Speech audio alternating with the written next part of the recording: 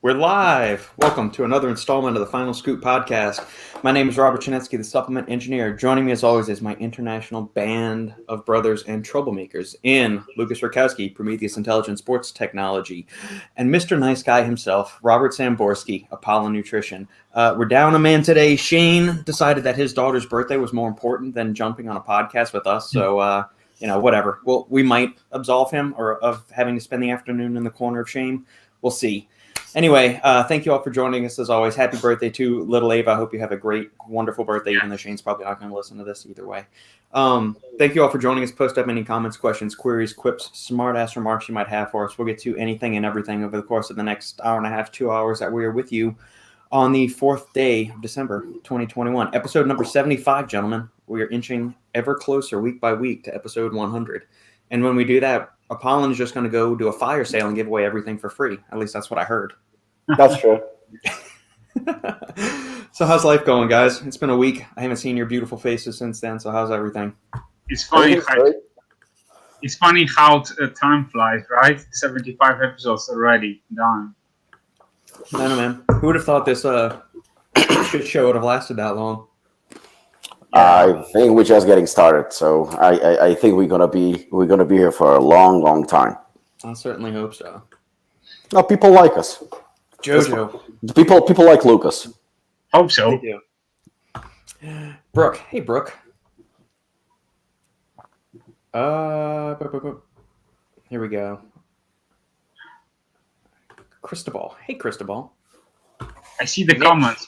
We're already starting.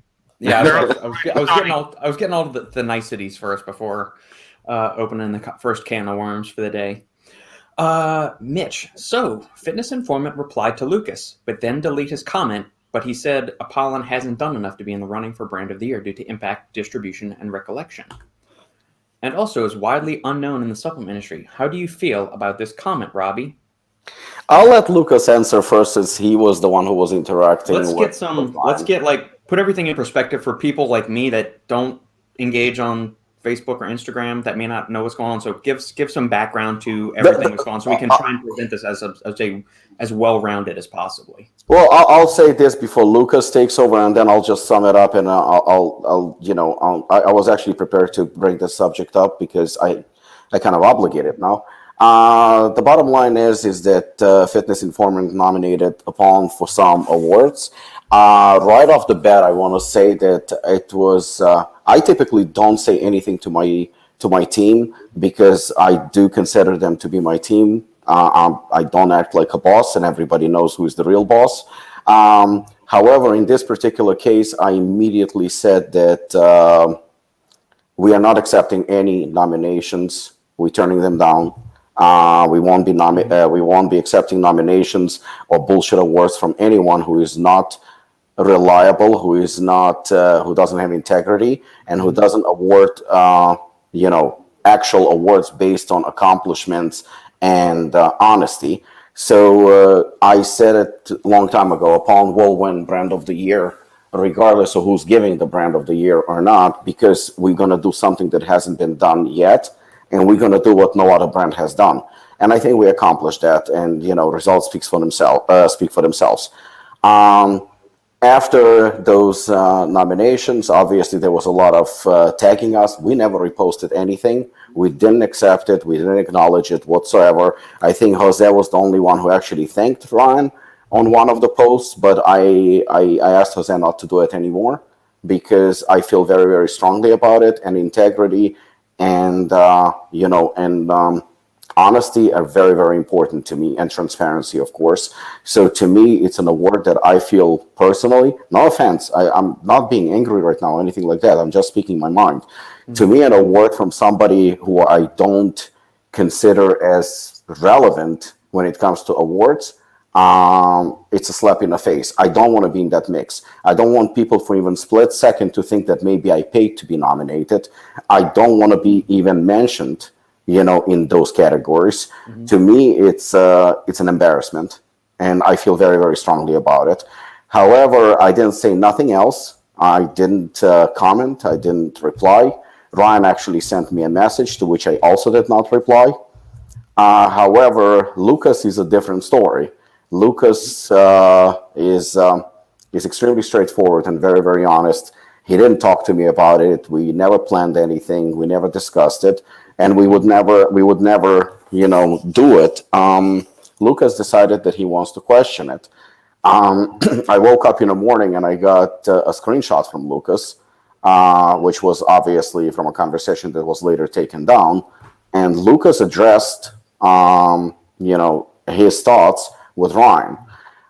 So Lukasz, you take it over and you say how it turned out. You know what? Sometimes I wish I could speak in Polish, because this would be easier for me, to describe everything. Yeah. But I will do my best to describe it in English. So, Ryan posted a screenshot of his nominees for it was a brand of the year, if I recall. Okay. So I commented on it, and I was a bit, I didn't know what to say at some point, because he posted like 5 different brands, and I asked him if there will be any crossovers, as far as the nominees to like other titles, such as like, I don't know, brand of, there's a brand of the year, there's a pre-workout of the year, so if there will be any crossovers.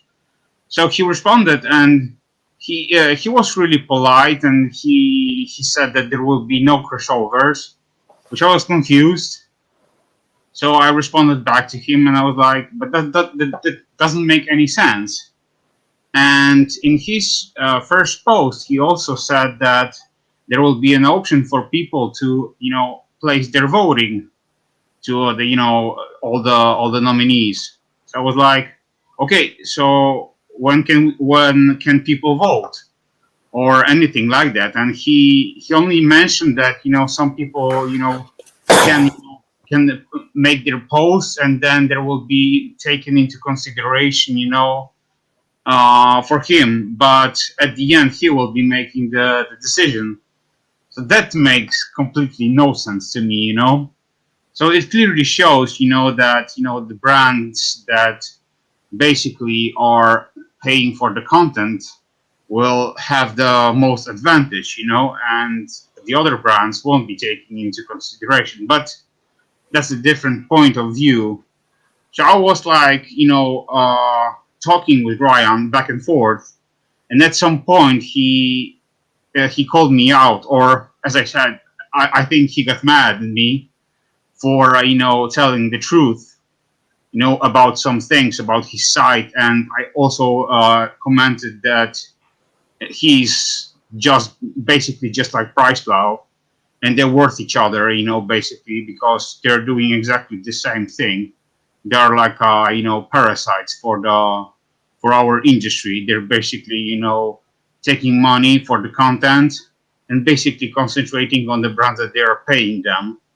But, as far as like brands that don't pay them, they're basically neglected them. So we can see that with like many other brands, for example, like Nutrition with the PriceFlow and so on and so on. I'm not gonna go with the details in this aspect. But yeah, so at the end of the day, Ryan decided to delete all the conversation. I took some screenshots when we were talking, but he basically decided to take all out, and said, and basically cut down the entire conversation so there will be no proof.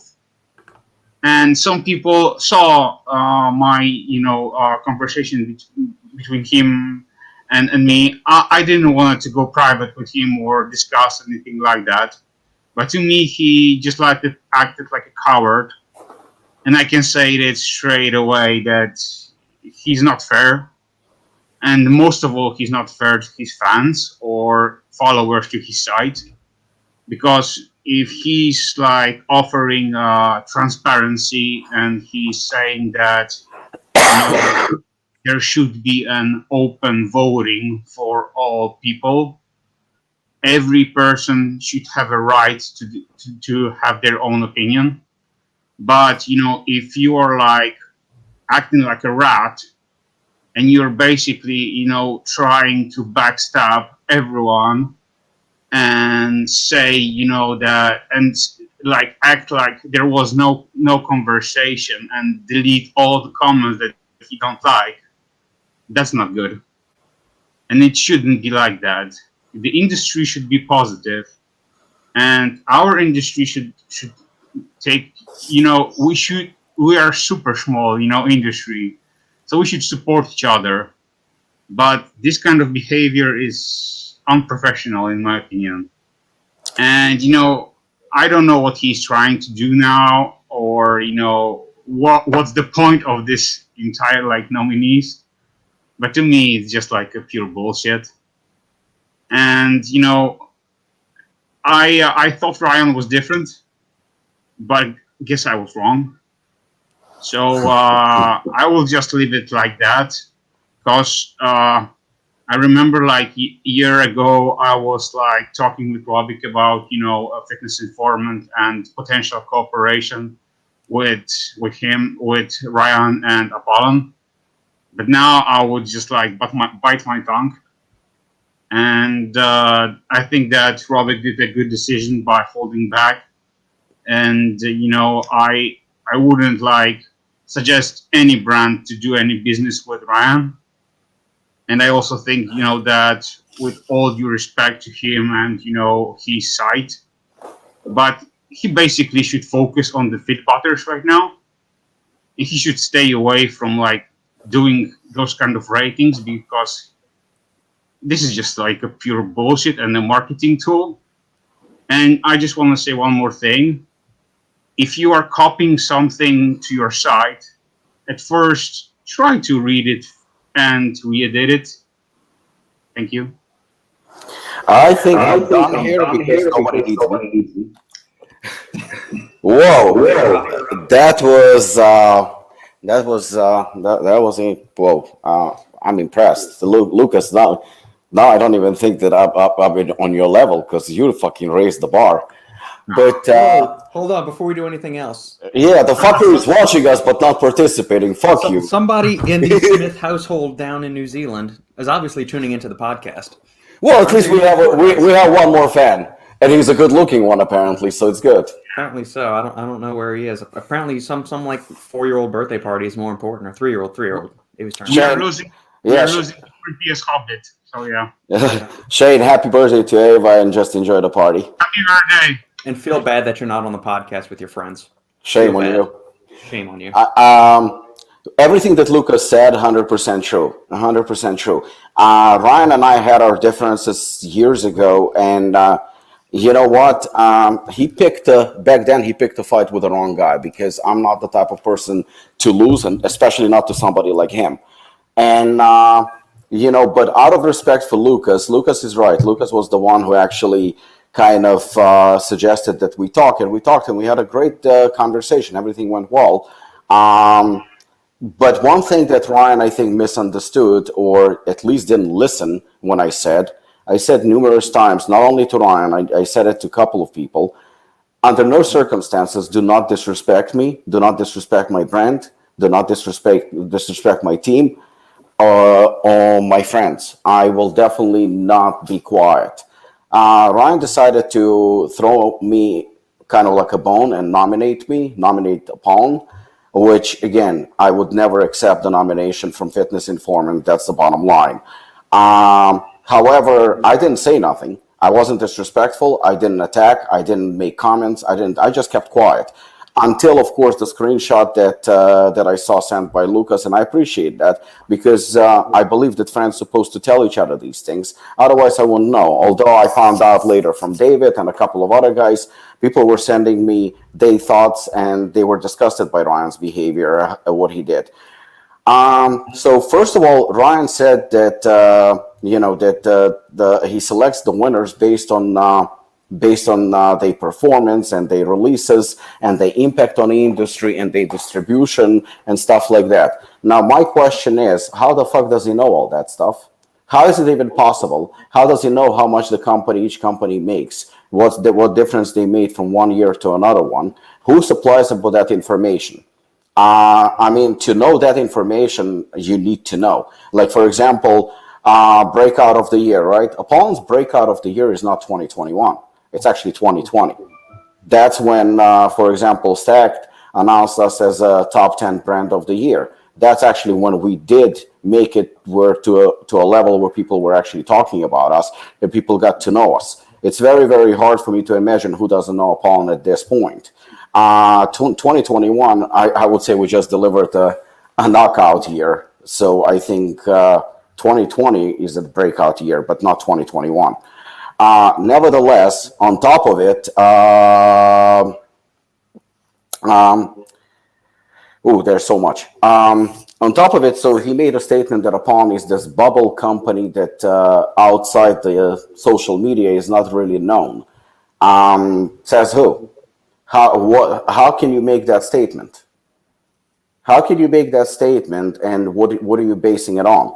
And if we are such a small company and such an irrelevant company, then explain to me something. Why would you, a couple of months ago, reach out to me on a phone and ask me to hire Sean Clarida for $10,000 a month, stating how disrespectful NutraBio has been to Sean Clarida and do not want to pay him what he's worth? Of all the companies that you know, you're such a big shot, you calling me and pushing Sean Clarida on Apollon. Really? Such a small company, bubble company, social media company, you stating that NutraBio disrespected Mr. Olympia. And why wouldn't I hire him? I talked to somebody within the industry immediately after that, and he knows that conversation, in fact, did take place. So you're contradicting yourself all over again. Why would you do that?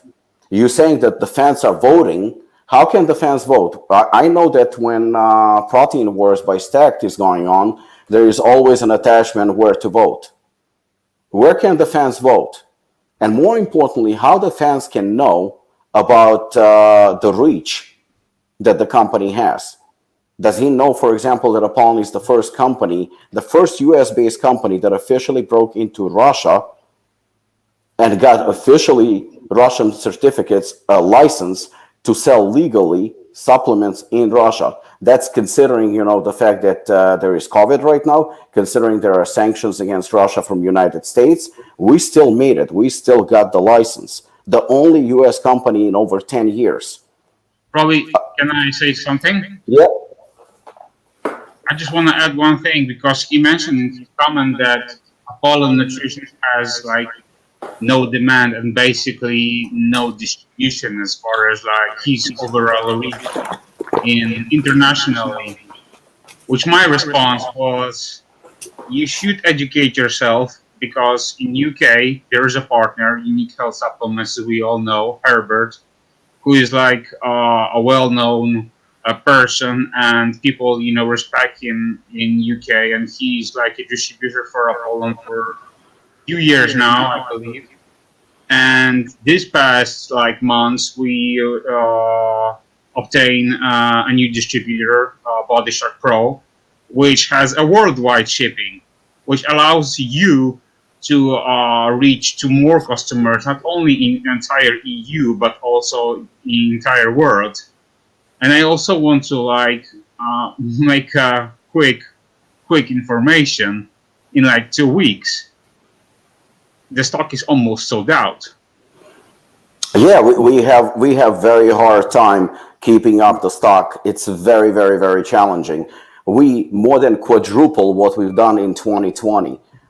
We signed Branch Warren again during the pandemic, one arguably of the best hardcore athletes that is available. So I don't need to brag about it. The results speak for themselves. But if you're trying to lie, if you're trying to delete comments, and if you're trying to be disrespectful, then expect that I'm going to fight back, because I'm going to protect my company and my brand.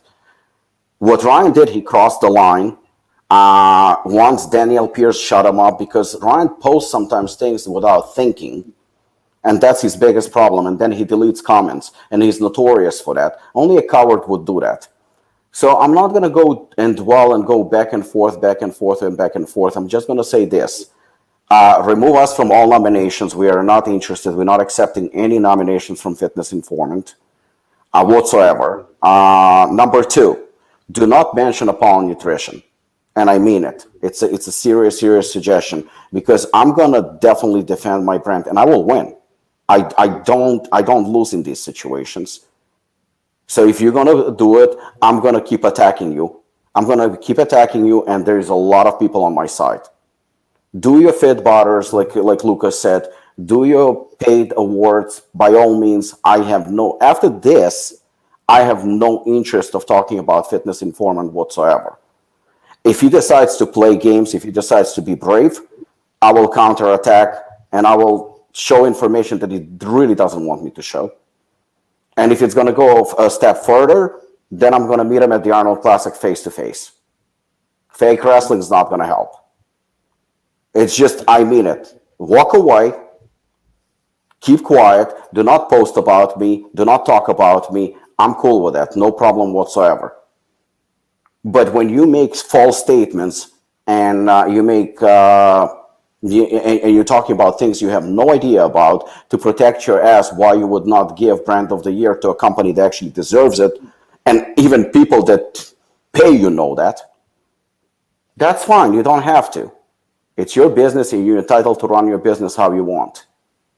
No problem whatsoever. I don't go after you. I have no interest going after you. Do not post about me. Do not nominate me. Live your life pretending as Apollon is a bubble company that doesn't exist. And I'm 100% okay with it. We've done great so far without you, and we're going to continue doing great without you. You do your thing. We're going to do our thing. Our relationship is absolutely over. We're definitely not going to do any business together, any content. I'm not interested. You stay in your bubble. I'm going to stay in my bubble. That's the best suggestion I can make. There is no need to continue. If you want to, there are going to be consequences, because I'm not the one to let this go. That's it. Okay. Brooke, I know this is obvious, but that is a strong belief in morals. Ignore biased publicity in favor of integrity. Apollon for the win. I know Robbie appreciates the support, Brooke. Thank you, Brooke. One thing I would say, and this, I know Ryan's background is in consumer packaged goods, so he came up through one of the big cereal companies. It was either Post or Kellogg, and forgive me, I don't remember which. So when he's identifying market trends, maybe he's coming at it from a different way than the sports nutrition is, and that's how he's viewing how it's affecting these. I don't know.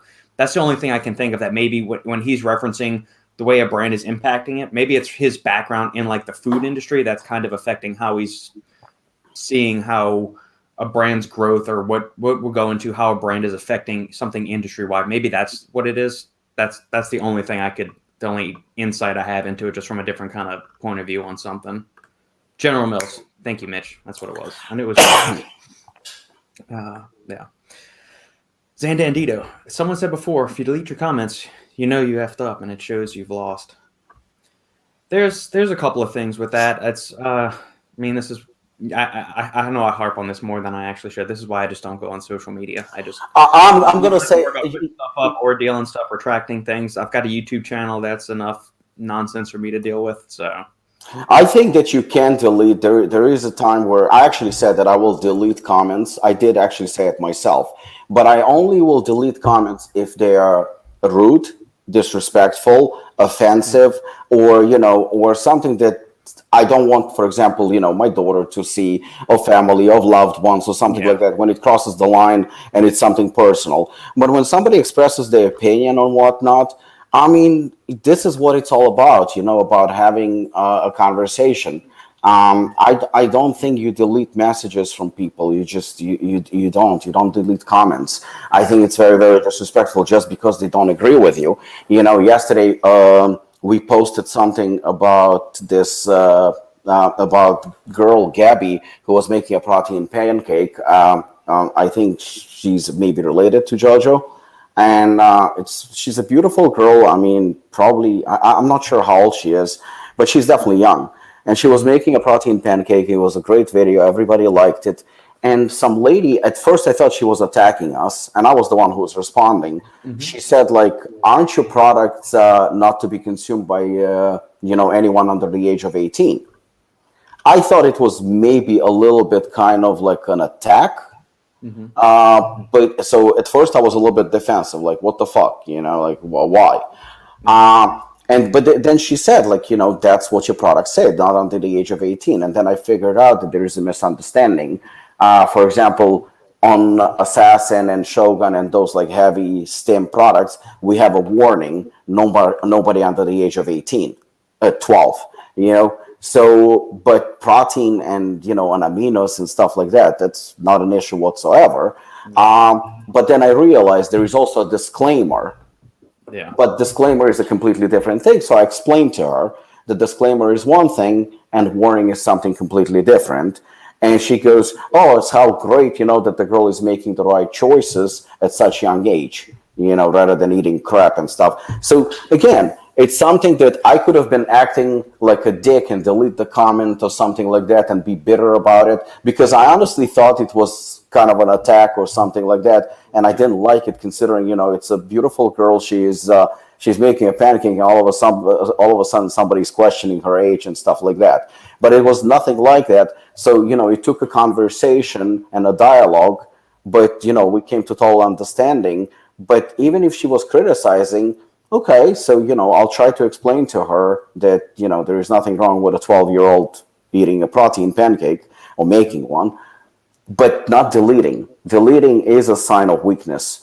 Just because somebody doesn't agree with you, and especially if it's done in a respectful manner. Yeah, if somebody says, "Well, fuck you, you piece of shit," and yeah, that's disrespectful. Comments like that, rude comments, should be deleted without a doubt. They should not be polluting your social media and your page.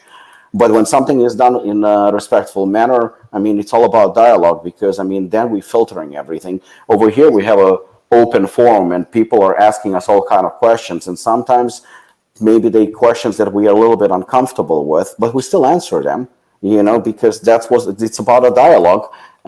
Sometimes in and among ourselves, we don't always agree, but that's fine too. It's part of the process. It's fine. Yeah. Well, yeah, and there's a civil way to disagree about it. You don't resort to name calling or just cursing somebody out and overbearing on just yelling at them. There's a civil way to disagree, or an intelligent way to go about it.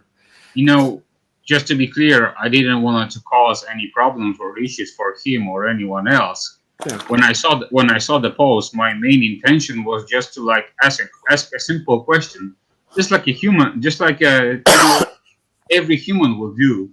If I saw a post and there is an option to comment, and I'm interested in it, I just simply ask a question, and that's basically it. And right. He started to be super offensive. And after a few of our messages, he said, "If you don't like it, you can make your own site."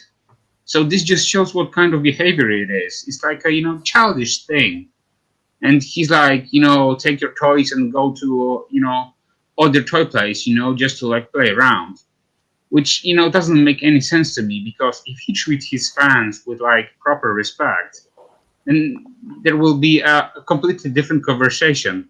He would just say, "Okay, man, that's your opinion.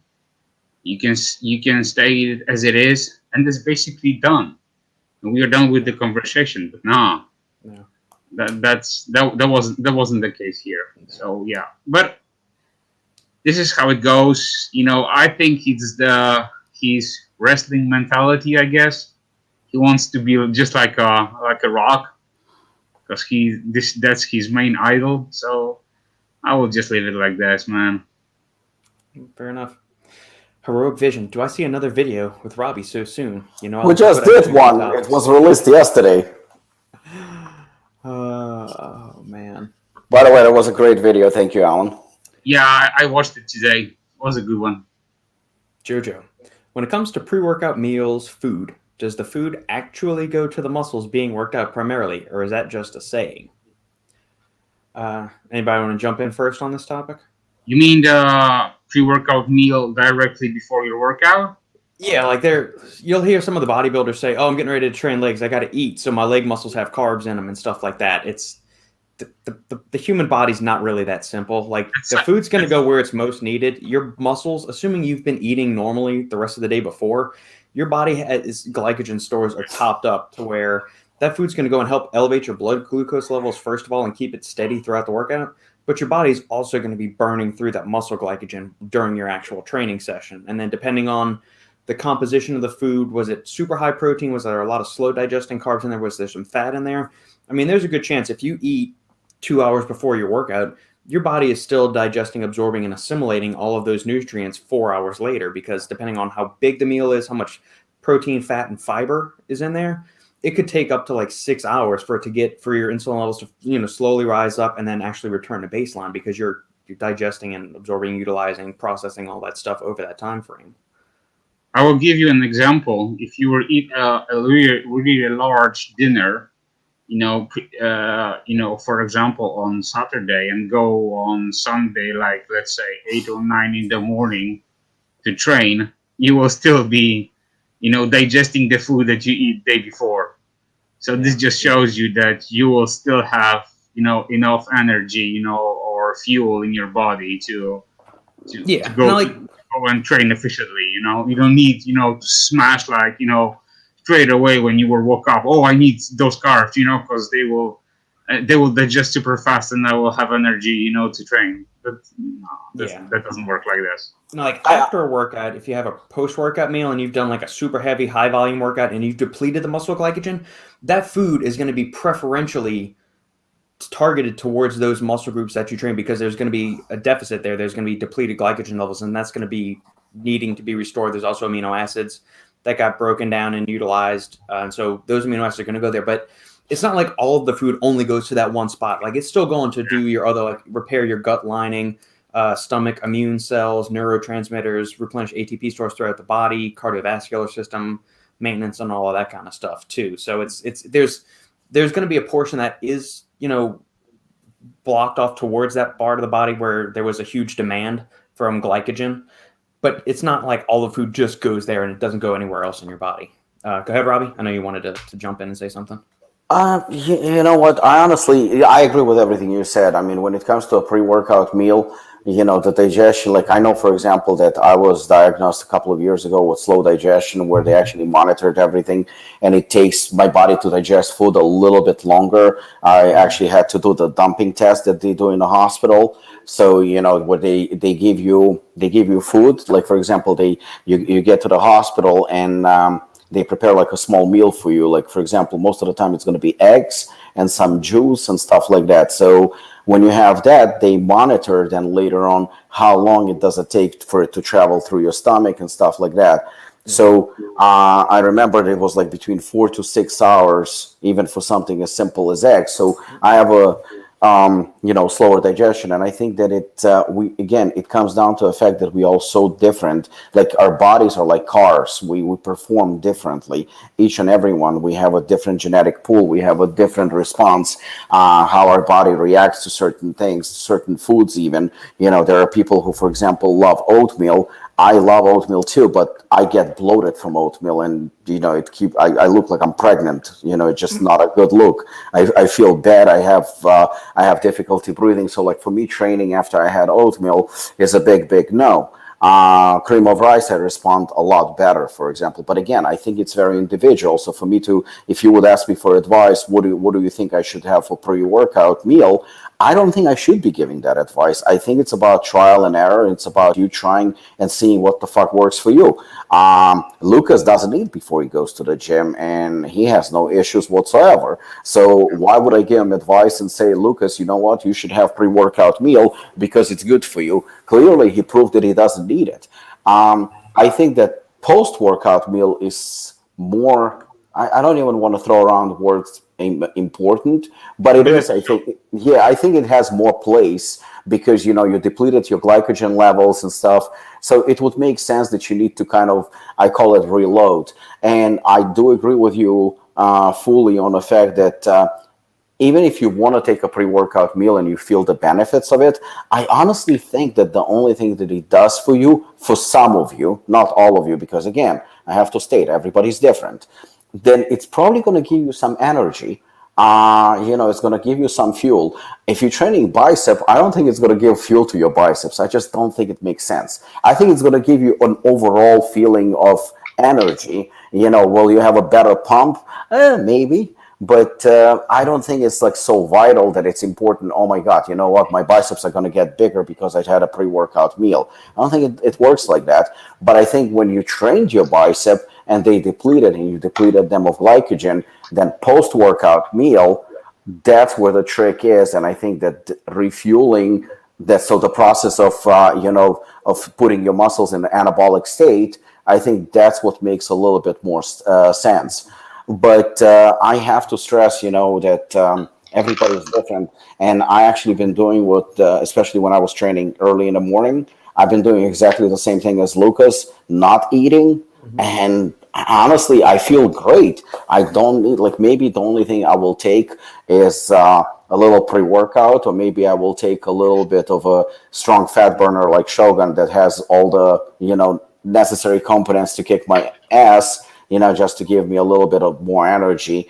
But I honestly don't need food in the morning. Like, if I train early, I know people go to the gym sometimes at 5, 6, 7 a.m. I don't think that it's absolutely vital for you to have a pre-workout meal. Yeah. Pete's more along those lines too. Since I work out so early, 4:30 a.m., I work out fasted, and I really don't notice a big difference from fasted workout or with a pre-workout meal. But everyone's, yeah, and that's the other thing. It's if you feel sluggish when you haven't had anything to eat before your workout, then definitely have something. Whereas I don't like to go into a training session feeling like I've got food sloshing around in my stomach. And that goes back to, growing up with Taekwondo. I never wanted anything in me. Like, even something as light as like a peanut butter sandwich, it would just let me just burn through it, and then afterwards I'll eat a bunch. Yeah, and you know what? The martial arts training, I'm glad you brought it up because it's different from weight training. I would actually advise not to eat. I mean, if you're training late at night, then I guess you cannot like go starving throughout the day. But I would still like make sure that there is quite a few hours before training that you don't eat. But if you're training in the morning, hell no, I would not eat and do martial arts, any jumping, kicking, or punching. It's gonna come up real quick. It did. I tried that a few times, and every time it backfired. Where I threw up, where I was nauseous. I even had a nosebleed. I guess like there was some kind of a reaction in my body where I ate and I felt so sluggish, and maybe the blood pressure like kind of shot through. I don't know what happened, but I had nosebleeds specifically on those days that I did martial arts and I had a pre-workout meal. It just did not agree with me, but throwing up was almost guaranteed. Right. Either during a workout where I would have to run to the bathroom, or after the workout, just felt nauseous and always felt a lot slower and a lot more sluggish. And I was sweating. I mean, I was sweating regardless because, that type of training you sweat. But I was sweating profusely if I had a meal before that, to a point where it was very, very uncomfortable. Yeah. Jojo, just wake up and pound Apollon everything. If better after that. No buys here. Yeah, but if you train fast, just make sure to get some electrolytes, before your training, because I think that's the most important thing. Just to be hydrated. But, water doesn't do a shit, to be honest, so you need a good amount of like sodium, potassium, and magnesium. So before your workout, maybe do like a few sprinkles of, sea salt, or like add some electrolyte powder or some kind of supplement that has those kinds of things, smash like a 1 liter of water with it, and you should be golden. Yeah. Jojo, so when it comes to the post-workout meal, will that impact the worked muscles more, even if it's a minimal amount? I mean, if we're talking like percentile differences, like 1, 5, 10% differences, yeah, the post-workout meal is probably going to be more important than the pre-workout meal, just because, you will be able to absorb more nutrients. Correct. Yeah, insulin sensitivity will be higher. The muscles are more receptive to nutrients at that standpoint. But if the importance of a post-workout meal also depends on your pre-workout meal too. So I mean, like we said earlier, if you had this massive pre-workout meal, then eating something the second you put those weights down, you don't need to do it. But if you went into that workout fasted, then absolutely that post-workout meal's importance and how soon you get it into your body, ratchets up that much more in terms of importance and significance in terms of your results in recovery. 100% agree with Robert here.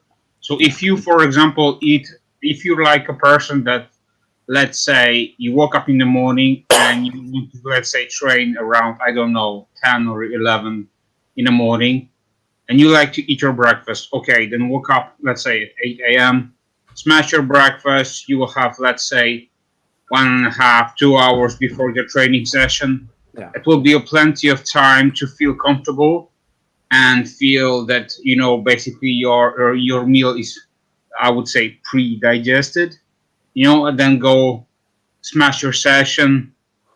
Let's say you're gonna do it for like, I don't know, 1.5 hours.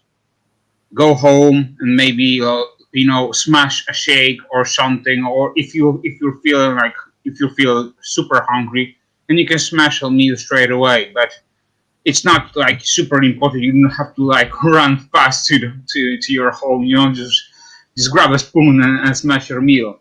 No, but if you're like a type of a person that is fasting, let's say, and you're like, your last meal was, let's say, like at 7 p.m. last night, and you were fasting the entire night, and your training session in the morning was also fasted, then post workout definitely grab some, I don't know, maybe some shake at first and then a solid meal.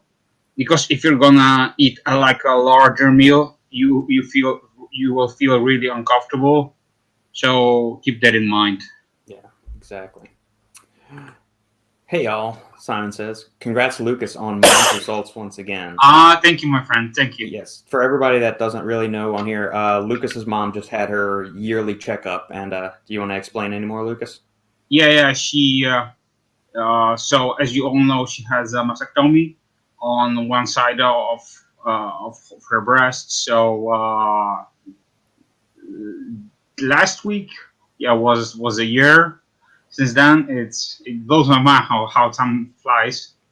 Yeah, so And she's cancer-free for a year now, correct? yeah, correct. So That's at first, fantastic. she wanted to, she did like some blood results just to make sure that her doctor will have all the exams. Yeah. So all the blood results came super good, and then she went to her doctor for the checkup. She checked up all, and everything is going well for her. They did some scans, and there is no cancer. So Fantastic, man. That's yeah. awesome. That is awesome. Yeah, so thanks a lot, guys, for the support. I got so many messages on my Facebook. I was just like amazed how many people are just like responded, reach out, just send best wishes. So, like I said on my Facebook, that was like early Christmas present for me. So yeah, that's awesome. That matters a lot. Good. All the loves, hugs, and well wishes to Mama. Yeah, man. Thanks a lot. Zandandito, training fasted is amazing. I feel clear and not weighed down, though I'll eat a very large meal after my 3 to 5 hour long workout. Yeah, and that's completely understandable. Although after a training session, it takes me like a good hour to feel hungry. So even if I don't eat into the workout, I might sip some aminos during the thing. Like I'll have a scoop of Enigma or some BCAAs or whatever, just because I don't want to drink just plain water. But then even after the workout, I'm still not hungry for like an hour. So then I'll eat something after that. Definitely team fasted workouts. Okay. Sandeep. Hello to everybody from Sandeep. Hi, Sandeep. Best pre-workout. I work out late in the evening. Question for Robbie. I don't know. The assassin and the hooligan stack. Stack together. Sandeep, I mean, I think that it depends, like, the type of training that you do and your tolerance level. I mean, if it's late in the evening, I assume, you probably don't want to use something as strong as hooligan or assassin. Don't listen to these guys. Probably something that is non-stim, or that's going to give you nice focus, nice pump, something like that. I mean, if you don't go to bed for a long time, maybe after the workout, maybe your workout is like 6 7 p.m. and you don't go to bed until, I don't know, 1 a.m. or something, like me, then maybe something a little bit lighter still on the stims. I don't know, like I personally would not cross 200-300 milligram of caffeine at that time. If it's evening, but it all depends, on your goal. And there are so many good pre-workouts, and there are so many choices to make. But at the end, it depends on your goal, and depends. We would need to know a little bit more, like what time you're training, what time you're going to bed, what type of training you do, how is your caffeine tolerance, stuff like that. Because just to say, for example, what I would use might not work for you, and we all different. So it's very, very important. Robert, for example, I know he likes the 2, 3, 400 milligram of caffeine range, but I don't think he would take it in the evening anyway. Lukasz can take 1,000 milligram of caffeine and go to bed. So we are all different. So it depends what works for you. Yes. Yeah, my default answer would probably be something non-stim, just because, I'm assuming most people have a normal sleep, unless you're like a shift worker and you work from, 8 o'clock at night till 6 in the morning or something like that. Sridhar, training fasted works for me too in the morning. Don't want to deal with any indigestion or other issues while I work out. Yeah, I feel the same. Also, notice, since Shane isn't on the podcast, Sridhar's not saying anything nice to any of us. Everybody be aware. So Sridhar only likes Shane. That's what we're finding out. Jojo saying Enigma for the win. For intra-workout nutrition early in the morning. During my workout, I tend to drink upwards of a full gallon. Good God, that's a lot. Well, you're doing something that's like 3 hours long, so that makes sense. But I can't imagine drinking like that before just like a 45-minute or a 60-minute like taekwondo or a resistance training workout. Man, that would. Come on, he's training like for 3 hours. Yeah, he said he had a 3 to 5 hour workout. So I mean, he might be doing some like endurance type training. Okay. He's going on like a massive like 60-mile bike ride or something. Damn, that's like ninja training. Yeah. Oh, damn. Yeah. Sridhar. Agree with Lukasz. I take a small blend of electrolytes as well to avoid cramps during a workout, especially magnesium. Makes a huge difference. That it does. Makes a huge difference. Just I incorporated like electrolytes to my like workout, man. Yeah. So good. Much better. Zandandita. Congrats to Mama Lukasz. Strong AF. Congratulations, Lukasz, for Mama. Yes. Mitch. Lukasz is sipping on plastic right now. I wish. Lukasz. A buddy of mine says Polish hot dogs from the gas station are better than American hot dogs. Is there such a thing? Or on every gas station in Poland, you can definitely buy hot dogs, but they are a bit different because your bun is opens like this, right? Mm-hmm. So here we have a hot dogs where you have like a hole in the bun, and they stick a hot dog inside.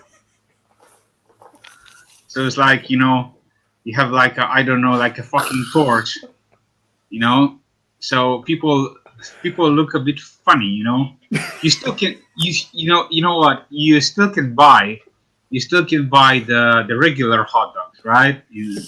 The normal ones, But they are also like selling these kind of shapes, So like, what the fuck is going on,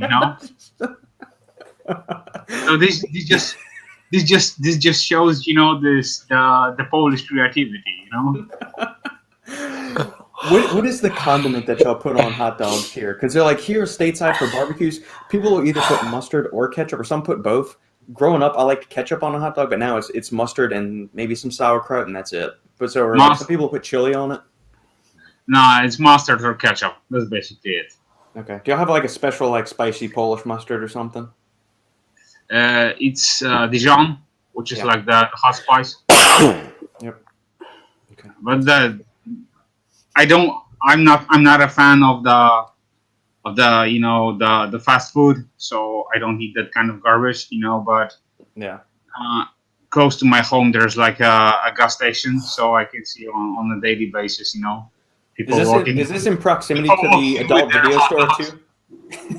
What? People can buy their hot dogs and then walk into the porn shop next to it, and then go to the grocery store afterwards. The porn shop is in the city section, so no. What kind of sausage goes for the Polish hot dog? Is it kielbasa or is it something else? No, it's a normal one. It's like a really thin one. Okay. Because kielbasa is like more thick, right? Girthy. There's more girth into it. Fuck. that doesn't sound good, right? No, it doesn't. Girth. Girthy. Girthy. People like skinny wieners for their hot dogs. There's also one word in English that I love. Moist. I love that word. I don't know why. I do. Moist. But I really love it. Moist. Mm. Well, especially after hearing one of the recent FUAD podcasts where one of the guys was saying they didn't like the word moist. Yeah. But like that one I don't think bothers me, but like if I hear the word like secretion, that sounds worse than moist does. Right. Moist makes me warm and fuzzy.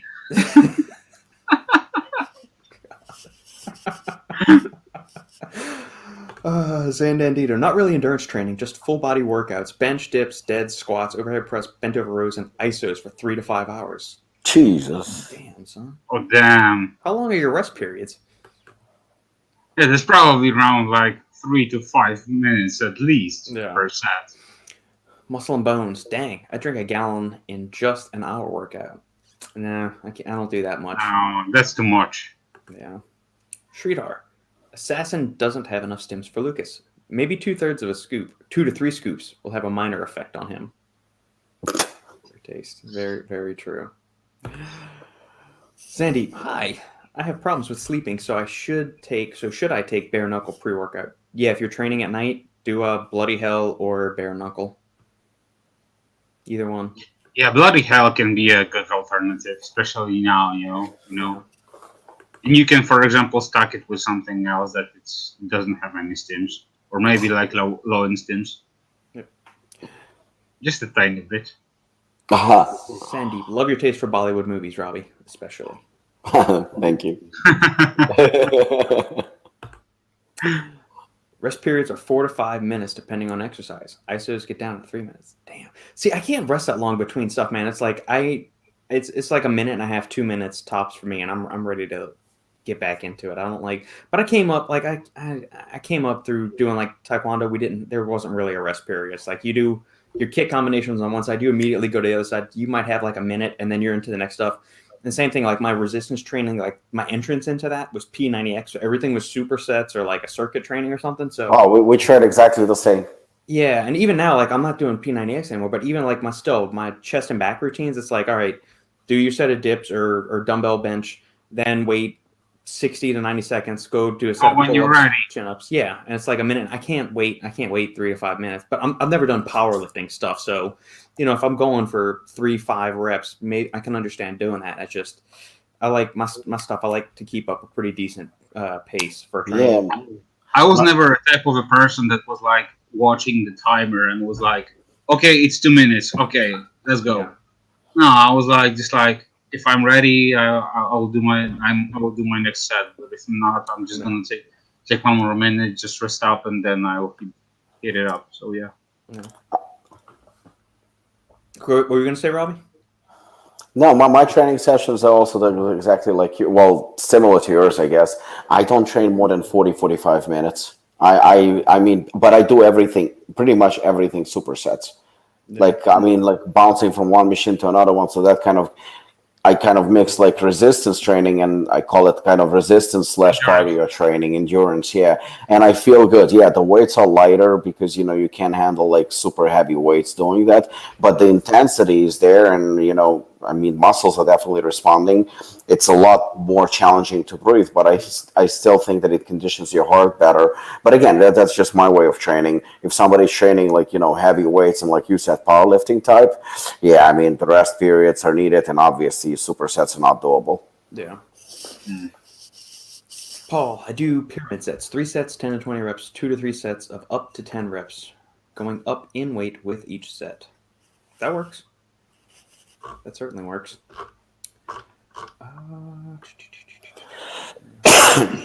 Here we go. Jojo.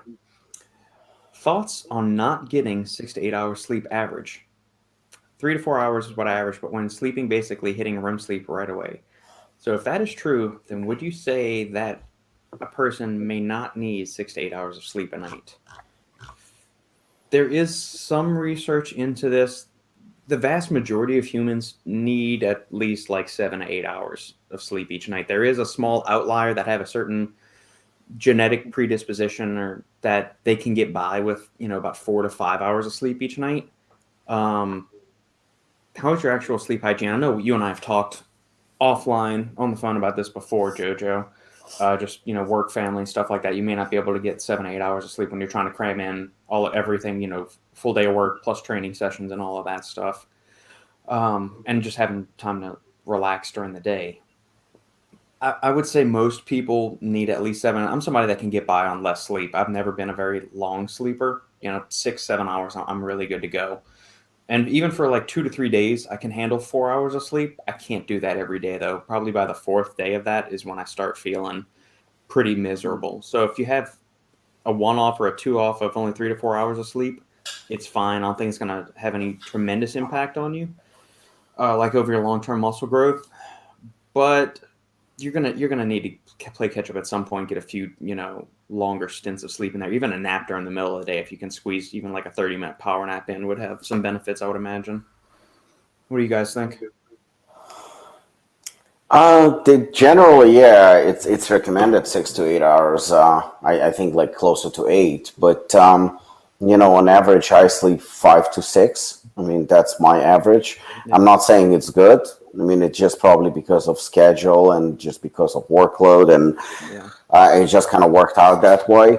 I don't know if I slept longer, would I benefit or not? What I did notice a few times where I would sleep, say, for example, 8, 9, or even 10 hours straight, just be in bed, and so I actually didn't feel great.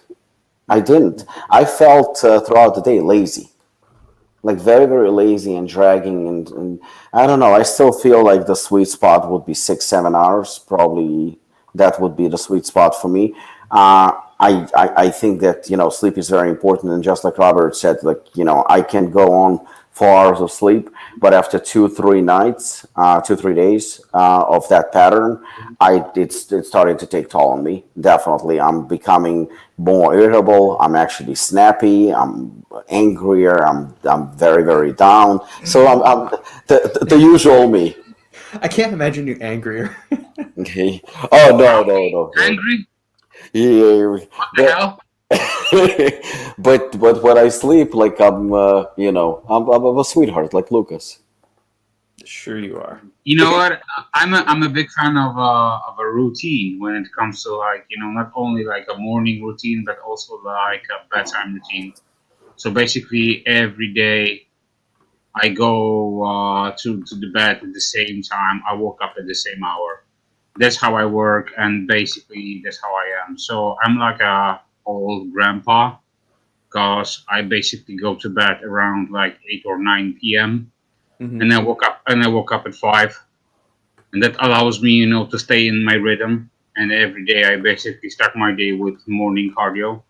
So I woke up, just like go downstairs and do my walk on my treadmill for like an hour.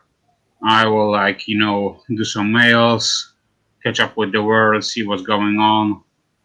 Watch some bullshit on some channels. and that's basically it. Yeah, but everything comes down to your preferences. If after 3 or 4 hours you feel good, you feel rested, then just stick to it. Some people can, after 6 hours can feel really good and feel rested. Some need much more. Yeah. My friend, for example, needs like 8 or 9 hours straight in bed just to be, fueled up and well rested before he can start. Before he can start his day. Other people need some other stuff, and this also, contradict to like other stuff such as like pre-workouts, type of pre-workouts, type of workout, type of like what food you eat, and so on and so on. But I think what you said about being that it's your routine. I think that helps. Yeah. Yeah, for sure. Because you've been doing it probably for the past couple of years now, the same No, routine. I don't know how much years it's been, but yeah, I'm staying consistent. And my I see my body is just like it just gets used to it. So now after like just the one day there it's not getting used to is Saturday when we have a podcast because I need to like stay a bit longer. We keep you up But late. yeah, but that's about it. Brooke, on to my favorite topic, nootropics. So, Ninja has followed suit with a game-like blend. Thoughts? Good question. I've got the supplement facts panel pulled up, and we'll go. It's called Ninja Mode. I like the names of the flavors. So these were games that I played growing up. So Shinobi was an old platformer. Vice City, obviously influenced by Grand Theft Auto, and then Combat Cherry. I'm assuming it's kind of a Mortal Kombat inspired name. And then here's the pro. So we got 25 scoops. It is $40. 25 scoops. Good dosages on the B vitamins. They could use the P5P form for vitamin B6, but all things withstanding, that's fine. 250 caffeine anhydrous, 100 of dicaffeine malate. So we're looking at a total here of 325 milligrams of caffeine because dicaffeine malate is 75% caffeine, so 75 milligrams plus 250 is going to give you 325. That seems like it's on the higher end for a gaming supplement, but there are people out there that like more caffeine for their gaming stuff. I know Shane has said before he likes stuff a little bit on the lower side of it.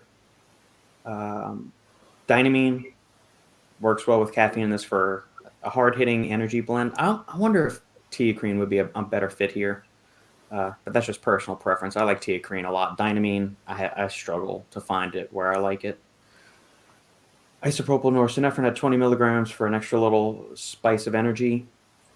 1,000 milligrams of tyrosine, that's a fair dose. I'd like it a touch higher. Taurine, that's fine. Choline bitartrate, it's okay for some supplemental choline here. But I do like the 250 of Cognizant here, and the 400 of the alpha GPC.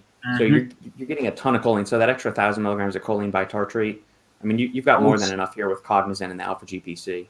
I would scratch that choline bitartrate and, for example, replace it with extra gram of tyrosine. Agreed. Theanine at 150, that's a fine dose, especially when you got 325 caffeine and the isopropyl norepinephrine. Focus factor, which is neurofactor, 100 milligrams of that. Love that ingredient. And methyltyramine, that's going to give you a little spice for energy. Does it do a whole lot? I don't know. I don't know if I've ever gotten really much from it.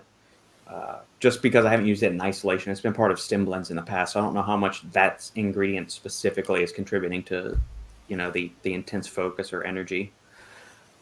30 micrograms of huperzine, which will pair nicely. That's a very low dose of huperzine. But I think there's huperzine in a couple of other Ninja products, so I can understand why that is on the lower end, because people may be stacking multiple products throughout the day. 500 milligrams of coconut water powder. It's nice for window dressing, for hydration, and 50 milligrams of estrogen to enhance the uptake and absorption of all these other fun little amino acids right here. Mm-hmm. All in all, I mean, I think it's solid. I think it's a very solid formula. Most of the stuff Ninja has done, with the exception of their pill fat burner, which I found oddly an odd profile, but the rest of their stuff is pretty solid overall. Any thoughts, gents? It looks like a solid formula, especially with the Cognizant at 250, solid dose, alpha GPC. Yeah, 400 is okay. Of course, I would prefer to see 600. I think what Lukasz said, the choline bitartrate, I mean, that should have been scratched, completely unnecessary. And that money could have been used to either make alpha GPC look at solid 600 milligram or L-tyrosine at, 1,500 or 2 grams or something like that.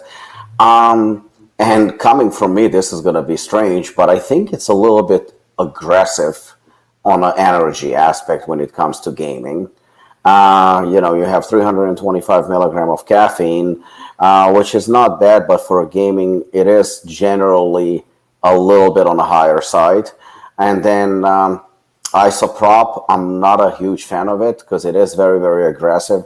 And even 30 milligram, you're definitely going to feel it. So I think it's a little bit strong on the energy, unnecessarily strong. I would have toned that down. I do agree. I'm not a big fan of Dynamite myself. Just don't see it as anything special. I do prefer Tickrine. So I would make just certain changes. Like, I would tone it down a little bit on energy. Isoprop I would throw out. The caffeine is fine, but I would still keep it under 300 to 250 even. For a product like that, I think it would have been a little bit better. And then with the focus ingredients, even though they fine, are just minor little tweaks. So I think overall it's a good formula. It's just it could be better. Yeah, and we're always going to have individual gripes. I think Yeah. like you're comparing this to most other gaming products on the market. This is leaps and bounds. Like we're talking just pure formula to formula. Like this compared to G Fuel, this blows G Fuel out of the water. On 100%. Yeah, 100%. Yeah. I mean, this is really good. We can have our little nitpicks here and there. Overall, if you're looking for a higher energy formula, like you don't want to have to crush, an energy drink every couple of hours like some gamers do. This would keep you going for a very. This could be a pre-workout. Yeah, it certainly 100%. Yeah. You can do a good training session on this mix. Yeah. Yeah. So I mean, yet again, Ninja's coming up with some solid formulas. And the blend of choline is interesting. Like obviously, choline bitartrate notwithstanding, it's but the alpha GPC and cognizin, I like that. I've seen one or two other brands try that. I've never experimented with it personally. I'm curious to try it though. I mean, I've got bulk CDP choline and alpha GPC here at the house, so I might have to just try that one day and see. But yeah, Brooke, if you're looking for something to try, you got my thumbs up to go and give this a shot. You wouldn't be wasting money, I don't think.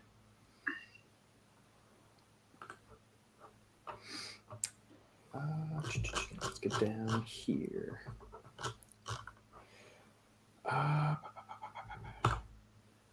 Ninja mode looks pretty good, but as Lukasz said, switch the choline bitartrate for tyrosine or lanzamine.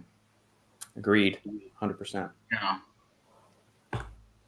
Sandeep, love Supplements Engineer podcast, my favorite. Thank you, sir. I very much appreciate it. Thank you. Make sure to leave the 5 stars. There you go. Remember, and then while we're on that point, this will be a good time to remind everybody. Click down below right now. It's free to do. Doesn't cost you anything. 2 seconds of your time to go, wink, click. Give us a thumbs up. Hit the subscribe button. Hit the notification bell so you always know when us knuckleheads are going live each and every week.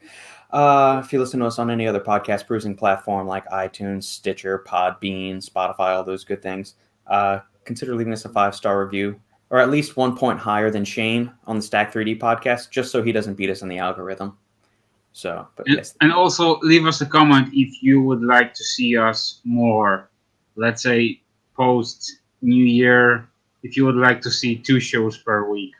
Yes, 2 shows a week, which we need to have some more discussion about. How do we want to structure that? Do we want that to be like short and tight episodes? Do we want it to be banter like this? Or do we want like is that going to be the only, like the guests, when the guests jump on there? Because there's a couple of people that we want to get on.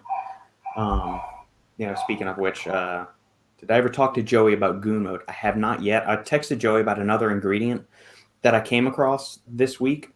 I had never heard of it before, and it had some pretty interesting benefits. What was I looking at it for? I was working on a product for a formula for a client.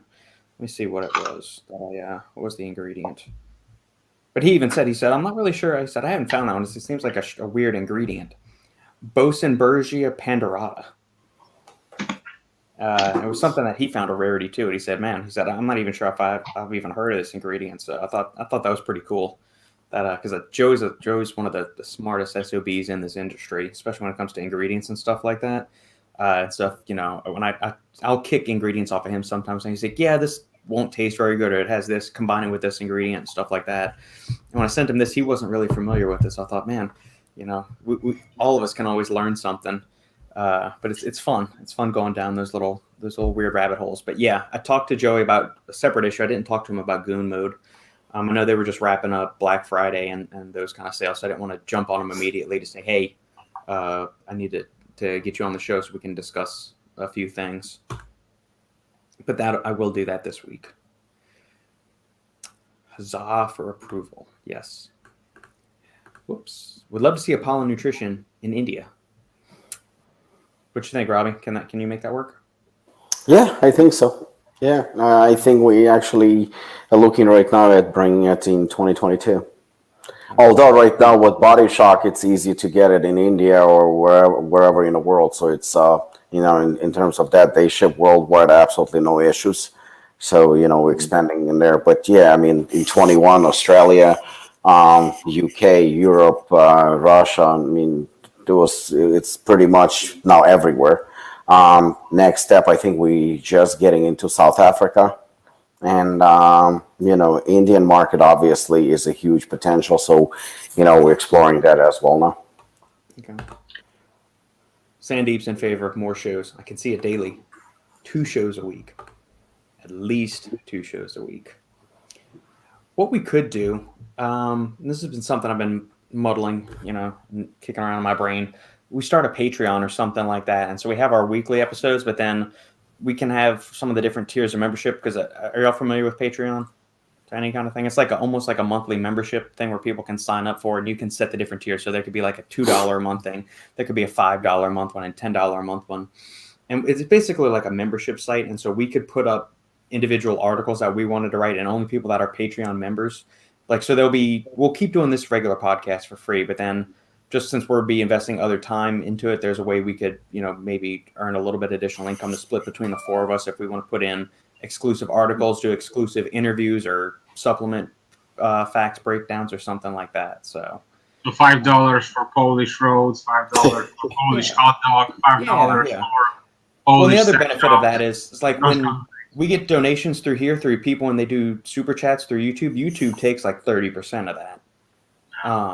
So with you do Patreon, that goes basically all to you. So it's much better for the actual content creators.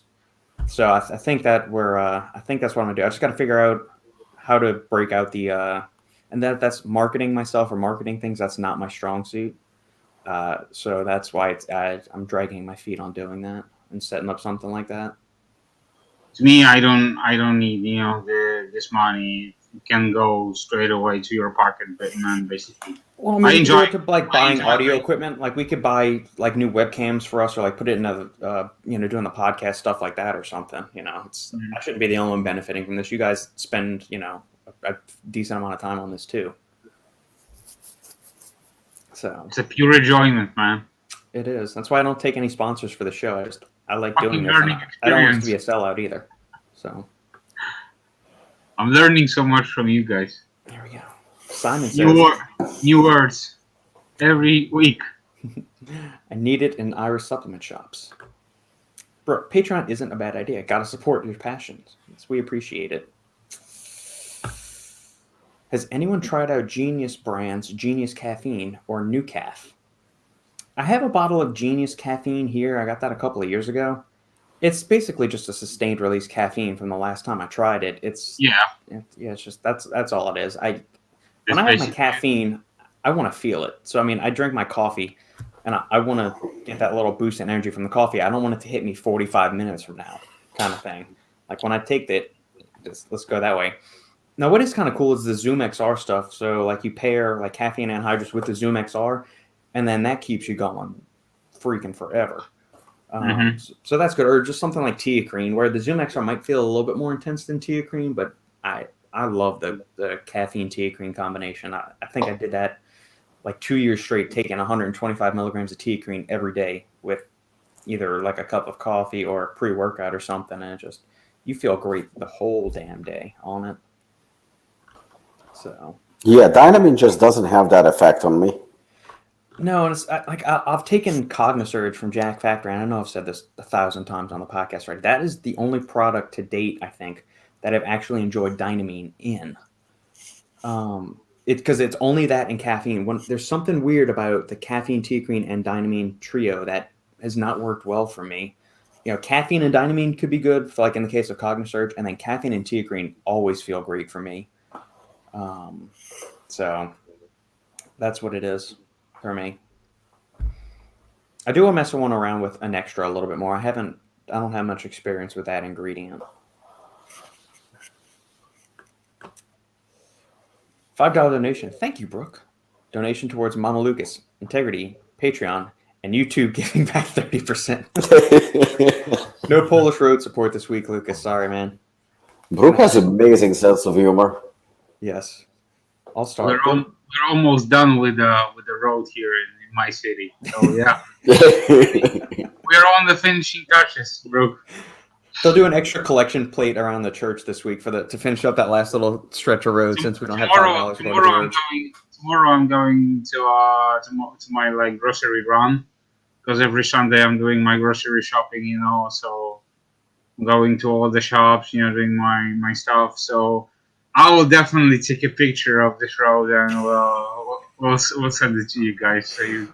Sure. I feel like I'm gonna visit Poland and I'm gonna see a highway named after Brooke. Yeah. At least somebody understands my humor. Yes, we appreciate it. We very much so. Thank you, Brooke, for the donation. We really appreciate that. Simon says we already have Autobahns in Poland thanks to Brooke. Yeah. That's because $5 American is worth like 1 million Polish kronas or something, isn't it? Zloty, motherfucker. Yeah, no, Norway's got the kronas. Yeah. Good times. All right, guys, get in any other last minute comments, questions, queries, quips, smart ass remarks you might have for our panel of industry insiders, game changers, thought leaders, and provocateurs. This might be worth checking out. Dana and Bailey relaunches Run Everything with 6 new supplements. So, did she disavow Rob Bailey, or why is his name not mentioned? No, it's still their line, but I think that they're using her name mostly. Yeah. Yeah, they're using her for marketing. Whoa! There we go. Okay. God damn! Come on. All right. Let's see what we got. All new line of nutritional supplements from Run Everything Labs, or now, more simply, Run Everything, has arrived, and it is quite different from before. The brand from Daniel and Bailey has relaunched itself with 6 all-new products, all featuring relatively straightforward formulas, but still tackling a lot of the competitive categories it did when it was known as Run Everything Labs. All right, let's see what we got. Pre-workout formula. Purpose. 6 grams citrulline, 1,000 milligrams agmatine, 300 milligrams of alpha size. I think that's 300 milligrams yield of that. So it's 600, but it's 50%. So I think it's 300 active of GPC. 125 caffeine anhydrous, another 75 from dicaffeine malic to bring it 200 milligrams per scoop, and 10 milligrams of bioperin. It's fine. That works. I'm curious to see the price on what that would be. What are your thoughts, guys, on this formula? Super basic. Super duper basic. Okay, it's not bad, but yeah, it's just basic. I think is the right word to use. Can I tell you something? 30 servings. I don't know if it's worth $45. It's 30 servings, so probably that's why. Yeah. What you got, Lukasz? I really like this formula. It's not bad. It's simple. Honestly, it's really simple, but at the same time, it hits like all the pointers, all the main pointers, basically. Yeah, I would love to see tyrosine in there. I like tyrosine more in my pre-workouts than I like alpha GPC. Like push comes to shove, I want tyrosine in there over choline, but that's me. If I'm only gonna have one. $45. So maybe there will be a discount or something. So it's gonna be around maybe $40 or something. Yeah, probably a 10% code. I'll give you $40, so it's a little over $1 serving, and that's not bad. Yeah, no, it's fine. There is nothing wrong with it. I mean, it's very simple. It's very straightforward, like the article said, and it delivers. I mean, listen, it doesn't pretend to be what it's not. Yeah, I would rather like drink this than like any other energy drink. No, it's good. Yeah. Just take a sparkling water, take a scoop of this one, and you got a perfect energy drink. Yeah, I mean, I think it's a lower stim option, but you're still getting full doses of the citrulline and the agmatine and the alpha Yeah. GPC. So for a low stim pre-workout, yeah, I think it's hitting on everything. I expected a lot worse, to be honest. Me too. Yeah. Let's check out their Labels look really good, but I wasn't expecting anything less from them. Okay. $40 for 5 grams of BCAAs. Thoughts? And electrolytes.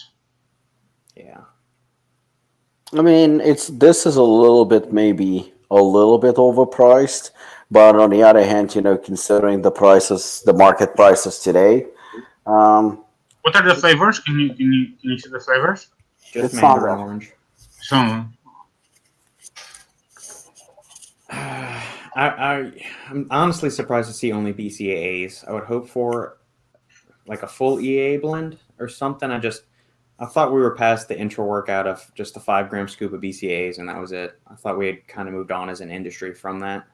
Maybe there is something else. I mean, I see what Robert is saying. As an intro workout, this is a little weak. As just a BCAA product, probably should have been called a BCAA product, which I would not have a problem with it. For a BCAA product, it's fine. But, I mean, I'm looking at it from the perspective of Chainsaw, for example. Just call it what it is. I mean, it's a BCAA product. The chainsaw is like more complex, so that's not a good comparison, Yeah, I see what Robert is saying. Like, not that I have a problem with it, but intra workout maybe is a little bit pushing it because the supplement industry has evolved a little bit, and when we're looking at the intra workout, we do expect to see EAAs in it, so that is a given. I think if they called it BCA, even the price and everything else, nobody would really care. I mean, just a minor tweak to the category. That's all. What I am going to say is these actually are some impressive dosages of the actual minerals in there. Actually, I didn't catch that off first glance. The electrolytes in here are actually super well dosed. I mean, you look at most other electrolyte formulas, you're getting like 100 milligrams of sodium, 50 milligrams of potassium, 20 milligrams of magnesium. So that is some whopping dosages, especially the potassium.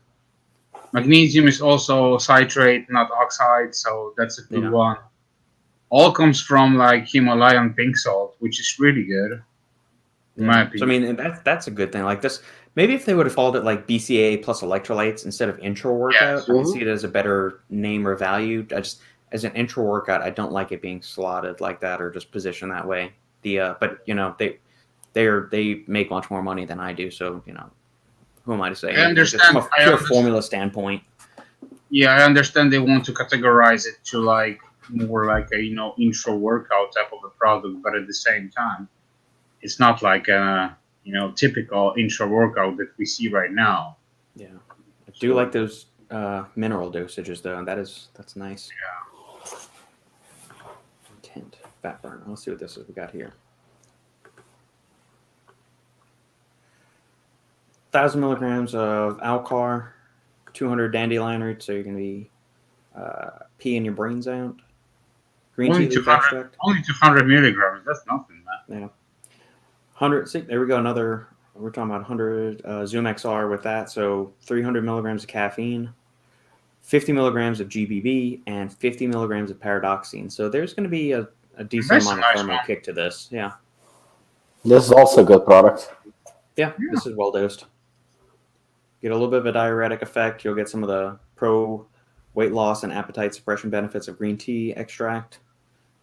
Alcar, I love that ingredient. Anyway, I like the combination of the dandelion and the green tea. I really like this combination. But you know what's funny in their formula?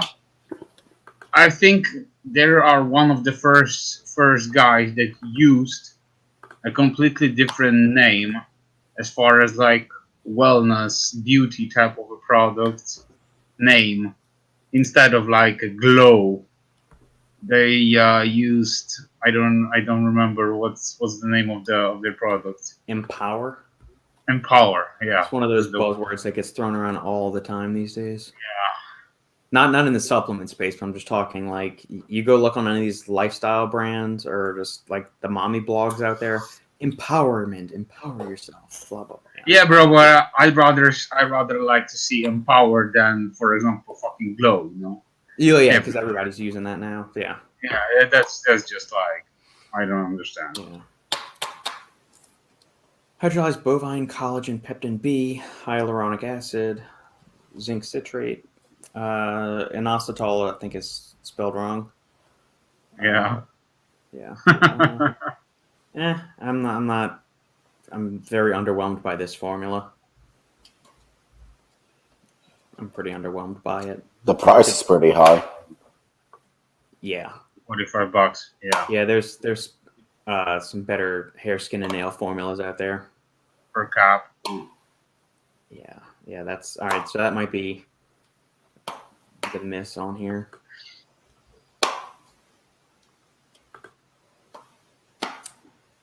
Myoinositol, chiroinositol, ASM, bioquin.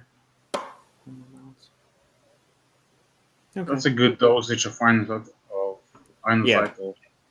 Yeah, the inositol, that is a good dose on there. Mm-hmm. Ghost has what, 4 grams, I think, of inositol in their glow formula? I think so. I think so, yeah. All right. There we go. Okay.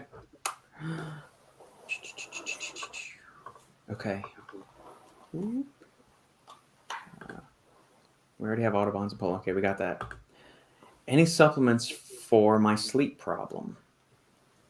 Oh, Kind of depends on what's causing you not to be able to sleep anyway in the first place. Like, what's causing you? Is it lifestyle stress? Is it you're having caffeine too late in the day?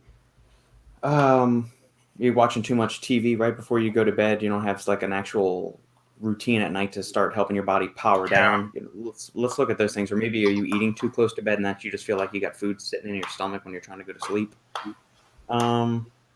Instead of going straight to the supplement route, just start with your bedtime routine. See what's going on from that aspect, and then build something extra. So if you're, as Robert said, if you're eating before the bed straight away, then the food will sit on your stomach definitely. So you need to scratch that or change that. Or for example, if you're training before bed, that's also something you need to take into consideration. So there are many pointers. We don't know your background, so it's hard to say. Yeah, that kind of needs a more holistic assessment. Yeah. Sean, it's about time you showed up. He was probably napping for the first half of the show. He needs his nap, in all fairness. Is the Lord tending to his manor today? Yes, he is tending to his halfling's birthday. Him and the rest of the hobbits in the Shire have to celebrate the name day of their halfling. Brooke, take all the freedom dollars. Pass. Brooke, take all the freedom dollars. Anything you guys see coming out that has your approval? I mean, we talked about the ninja game mode. That's interesting. I haven't checked Stack Site much this week. I've been playing catch up on a few things for work, with being out of town last week for. Brooke, you know what? If you want to experiment, check out the HD Muscle product line. They got some pretty cool stuff, from health supplements up to pre-workout and a few other stuff. So definitely give them a try. I already tested some of their products. Really good protein, really delicious. So definitely, if you're looking for something like that, they're from Canada, so you can definitely check them out. That's one of my recommendations so far. Yeah, there's a what was I gonna say? There's a couple of ingredients I'm looking into just for playing around with. It's more along the lines of nootropic or general health and wellness stuff. It's not actual performance ingredients. So I don't know how interesting or pertinent that would be. Brainberry is a new one that I just came across the other day, which is basically like an anthocyanin-rich extract, so kind of like bilberry or blueberry or something like that. And it's rich in C3G, which has some glucose disposal properties with it, but it also has some cerebral benefits too, because C3G can cross the blood-brain barrier. Outside of that, it's mostly just ingredient stuff. That's all. There's nothing super groundbreaking, earth-shattering. Yeah.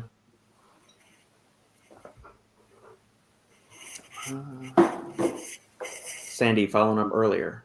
No, it's stress-related. Okay, in that case... Ashwagandha can be a good one. Yeah, L-theanine, 200 milligrams, 100 to 200 milligrams of L-theanine could help. Depending on which form of ashwagandha you use, you could use 600 milligrams of KSM 66. You could use... And definitely my favorite, Sandeep. Go with reishi mushroom. Yeah, reishi mushroom, 1 to 3 grams of that. 250 milligrams of sensoril ashwagandha, or what is it, 120 milligrams of shodan. Yeah, any of those are good for kind of taking the edge off with stress. You could look at GABA, but that can be kind of dicey for some people. But I would start with those and then kind of re-examine like what is specifically causing you stress. Is it job, family, finances, stuff like that? Because we can give you all the supplement recommendations in the world, but if there's some like deep underlying issues, those aren't going to do shit for you. If it's your girlfriend or wife, there are other tools for that, you know. Frying pan to the back of the head. Yeah, hammer, you know, those kind of things. Oh, good grief! I'm not saying to use them, you know. Yeah.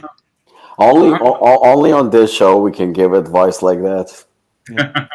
You know, it was funny because last night I was watching Seinfeld, and it's one of my all-time favorite shows. But sometimes, like every fucking couple of years, I'll rewatch a couple of episodes. I'm never tired of it.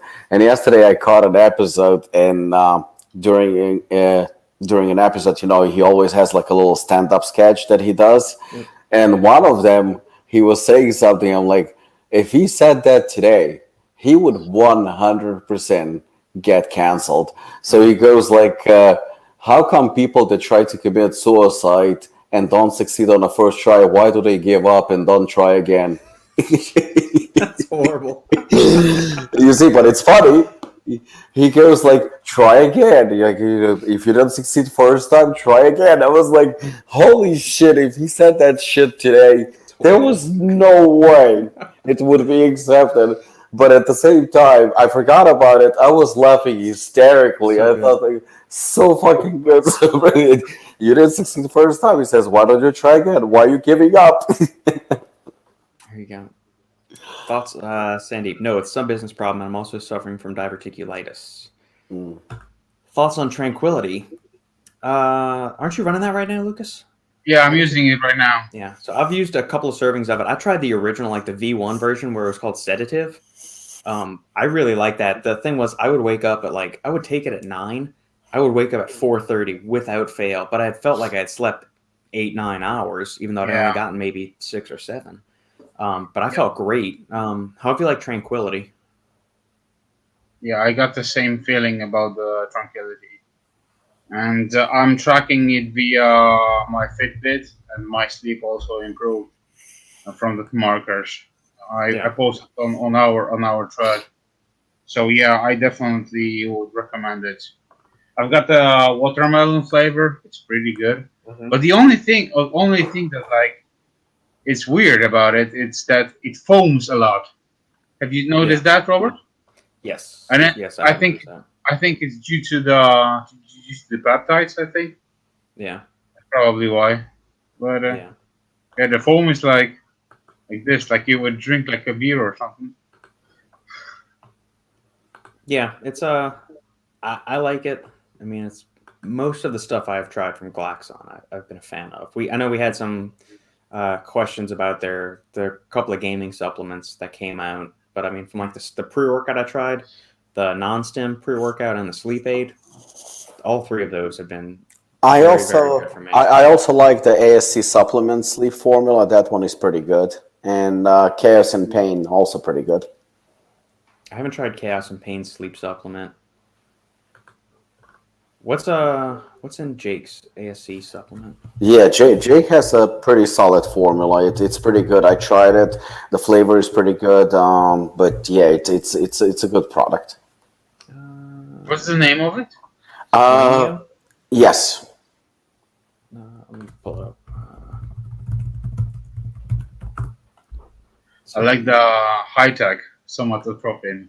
Yeah. Well, that's we know why, right? Somatomax. I didn't want to bring it up for that exact reason. Somatomax. Sorry. Yeah. 3,000 milligrams of Phenibut, man. I'll do anything for you. All right, here we go. All right. That bad boy. I like that right there. The 4,000 milligrams of glycine. You know, that's solid there. 2 scoops magnesium citrate. Good dose there. I'd be careful. I don't know if I would jump to a full scoop right away because taking over 400 milligrams of magnesium for some people can lead to some bathroom issues. Let's put it that way. Good doses of zinc and magnesium there. 4 grams of glycine. I like that dose. GABA. I don't have any issues taking high doses of GABA. Some individuals do, though. Taurine is another good one. It's got some GABAergic properties there. 400 theanine, 300 of L-DOPA, 300 of 5-HTP for some serotonin report. The rutacarpine is going to accelerate the excretion and metabolization of caffeine from the body, so help clear it out of your system so you can actually get to sleep. 5 milligrams of melatonin. Yeah, I mean, this is like most of the stuff AFC does. It's very well dosed. Yeah, good product. Well dosed. Yeah. Yes, that's another good option if you're looking for it. Really good one. What do you mean you haven't kept up with Stack 3D, Robert? Don't you get their notifications? I do. That doesn't mean I always necessarily click on them.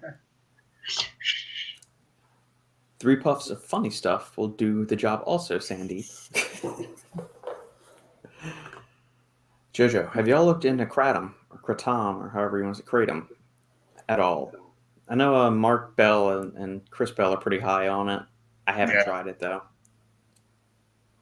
It's not available here in Europe. It's not? No. Maybe there is a source or something, but I was never interested in trying it, so I never looked for it, so I really don't know. Yeah. If it's available or not. But no one is marketing it here, so. Yeah, no. Muscle and Bones, Robert, you ever played around with Oroxylin A? Yes, actually, I have a tub of Sabroxy, which I have a little tub of that. That was actually an ingredient I was considering putting in the Condemned Labs nootropic. That's been kind of tabled right now. There's some other things going on in the background. But yes, I do like the ingredient. And even there's 1 or 2 studies done on it where I think they did 500 milligram dosages of it for individuals that were human trials with it. I've noticed a benefit as even as little as 200 milligrams, just me personal anecdotal use of 100 to 200 milligrams. It is super expensive, but it's a dopamine reuptake inhibitor. So it means it keeps dopamine going around longer in your brain. It also antagonizes GABA receptors in the brain. So what that means is think of it kind of like it blocks, kind of like caffeine is an adenosine inhibitor, or it antagonizes adenosine receptors, which mean it blocks to the adenosine receptor, and so the adenosine neurotransmitter can't dock to it, which is like caffeine, coffee, pre-workouts. They all keep you awake because adenosine leads to feelings of calm, relaxation, lethargy, blah, blah, blah. So by blocking that, caffeine helps keep you awake, alert, motivated, excited. The Oroxylin A or the Sabroxy is doing the same thing, but on a different neurotransmitter. So it's blocking, antagonizing that GABA receptor in the brain. So you may not, it's not going to feel as calming because GABA is an inhibitory neurotransmitter, so it will keep you feeling a little bit more alert, awake. I'd be interested to see what would happen if you took something like theanine and Sabroxy at the same time, because theanine boosts GABA levels, but Sabroxy is antagonizing GABA. So what the hell happens in that scenario? Do they cancel each other out? Does one of them get like preferentially slotted into the receptor before the other kind of thing? It's interesting. But yeah, you can find it. Nootropics Depot sells the bulk powder. It's under the name Sabroxy, Sabroxy. It's funny, funky tasting little powder like all these nootropics are. But yeah, that's one of the new ones. And I know Joey used it in one of the, I think it's Goon Mode or Neuro 365. One of those two, he put 100 milligrams of Sabroxy in there. But yeah, it's a cool ingredient. It's one that not many people are using right now, but you're going to start seeing it pop up a little bit more. It's fun.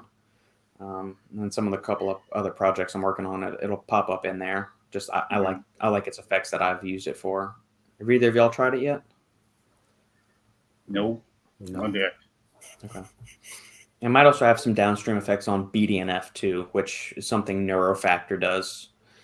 Which one of the brain peptides that is responsible for the growth, development, maintenance, repair of neurons in the brain. So, good stuff. Good question, too, Muscle and Bones. Good question. Creamy. Hey, guys. Hey, Creamy. Just joined. How is everyone's day? Wait till the podcast ends and rewind back to the beginning. You'll see how Robbie and Lucas's week started.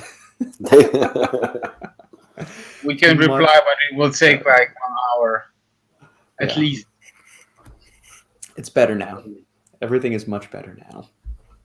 We're in a good place. It's definitely clear. One thing, I'm going to pull up the calendar because I got to see, are we going to run up into... Okay. I'm looking at the calendar right now. Christmas Day is a Saturday, as is New Year's Day. So what do we want to do for that? Do we want to do it on Sunday, the 26th? Do the final scoop that week on the 26th and not Christmas Day? Or are we going to do it Christmas Day? I mean, we're staying in town for Christmas. I don't know if we're getting together with any friends or not, but... I'm staying at home, so I won't be... I think that Christmas Eve is usually more kind of impactful, where everybody's busy with families and stuff like that. That's then Christmas morning, the gifts exchange and stuff. But I think Christmas afternoon, everybody is bored. You know, everything is closed, nothing to do. I mean, if you guys are good with it, I think it's fine. Okay. I mean, and don't forget that for Shane, it's going to be the 26th regardless. Yeah. And for me, it will be evening, so I won't be doing anything. So I'm down for podcasts for sure. Okay, so it's on me and Robbie then. I think the 24th would be an issue because the 24th everybody is busy with preparations and stuff like that. The 25th, I think, especially if it's daytime or evening time, I think nobody gives a shit, and people actually probably like home. They can listen and and participate and whatnot. Yeah. Okay. All right. I was just thinking ahead, and then we'll have New Year's Day the same thing, but I mean New Year's Day I don't know what we're going to be doing New Year's Eve. Probably not much. I mean, we've got a 4-year-old. It's not like we're going to be staying up till midnight or anything. That's the reason why, again, the New Year's Eve is always more important than New Year's Day. New Year's Eve, everybody's busy, preparing, celebrating. They waking up late, typically from partying and stuff. But, for you and me, it's around 1, 2 o'clock, right? For Lukasz, it's going to be evening. And for Shane, it's going to be the 2nd. Yeah. Wanted to make sure I got in my thank you for the stream. Thank you for tuning in, Brooke, as every week and participating, and the $5 donations always. Those Polish roads need all the TLC. They're going to be the best roads in the world. Speaking of thank you, we just got the $5 from Sridhar. Yes, I said that. You said he doesn't like you. Oh, yeah, I didn't. Thank you for putting out great content every week. You all really appreciate it. Thank you, Sridhar. We appreciate you, sir. Lukasz, you can use this to finish that last stretch of the Polish roads. Bro, now it will be like golden. We're gonna do like a diamond finish or something. What I'm talking about. Justin, my comment has been removed 4 times. Am I doing something wrong? No, this is actually the first time I've seen your name pop up in the comments feed, Justin. We haven't ignored it or deleted it or anything. Maybe type shorter, or jump on over to Twitch and post the comment that way if you can. We'll be on for maybe 5 or 10 more minutes, and then I'm gonna have to hop off. That bourbon's not gonna drink itself. So, guys, can you say 2 words about Stimhead from Chaos Crew, please? Thanks. Yes. No. That is my 2 words. You're welcome. Let's look. All right, that was a really bad joke. Fine. Fuck it. Don't laugh. Hey, man. All right. Stimhead from Chaos Crew. Oh, yeah. This is a European company. We just don't UK. give 2 shits about European companies here. UK, okay. All right, well, I can't say UK. I can't classify them as the Europe anymore. Stimhead. All right, let's. Since they did the Brexit thing, they are no longer Europe. Before we do that, I will get right to that. Simon, give me one. Actually, here, let me do that, and then I'll get to Justin. Your comment just came through. I saw it, so we'll get to it. No, I don't want 5% off. Yes, I do want to see what this has in it. All right, Stimhead. Servings per container, 25 servings. 3.2 beta-alanine. Good dosage. 1250 taurine. That's okay. Nothing over a gram I'm happy with. 1,000 mgs of L-tyrosine. I like that. 350 caffeine anhydrous. Yes, that could work. 220 of English walnut leaf extract, which is going to have maybe some fun alkaloids that are related to DMHA in it. Nice dose on that. 150 of kapuasu fruit extract, which I think that's one of the plants they can actually extract teocrine or dynamine from. So maybe that's what it is right there. Nalimba nucifera extract, which has hygenamine, so it's 50 milligrams of hygenamine. Citrus aurantium extract, which is going to be giving you mostly synephrine. Hordeum vulgare is going to be giving you hordenine. Tamarindus indica extract. What's in that one? I don't remember off the top of my head. Oh yeah, tamarind, but I don't know like what fun little stim alkaloids in there. Naringin, citrus polyphenol, bioflavonoid. There's one study where they paired some citrus flavonoids with caffeine and found that it did not have any significant impact on like how long caffeine lasted in the body or anything like that. Despite that, you still see a lot of people stack these citrus bioflavonoids like naringin or naringinin with caffeine. Is it possible that there is some interaction with those two? Possibly, but the 1 or 2 studies that I've seen, there's no mechanism by which the two are going to be enhancing or synergizing together. That's not to say it couldn't happen, just we don't have any evidence of it to this point. Black pepper extract, 10 milligram dose there. Yeah, I mean, you're looking for something high stim. Yes. There's not much performance in here, but stim and focus all day long. So yeah. Yeah, go for it, Simon. Would you give this a ride, Lukasz? Yeah, sure. Yeah. I already tried the full top. Of Stimhead? Yeah. Well, then give us your actual personal experience instead of me just bloviating about these ingredients.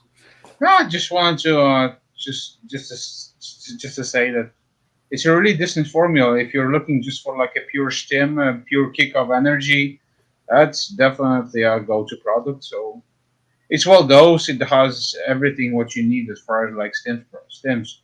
I of course stacked it with some other stuff. So of course you do. But that's just me, you know. So yeah. Any crash or anything? Or no, I didn't have any crash. Smooth, clean energy that lasted long. So yeah. The only thing that pisses me off in this formula is just like beta-alanine. That's basically it. Yeah, I mean, I understand why the company puts it in there, but you know, for us that understand it. I really just like I'm starting getting annoyed with how many companies like adding beta-alanine to every formula they produce. Agreed. From fat burners to nootropics to like pre-workouts. Yep. It's just mind blowing, and I think that also that just because you feel the tingles, it doesn't mean that the product works. if you will take every day betaline, let's say from 3 to 5 grams every day, after some time you won't feel shit. Yeah. I was gonna see if I can find the name of an alkaloid that's in there. Fatty acids.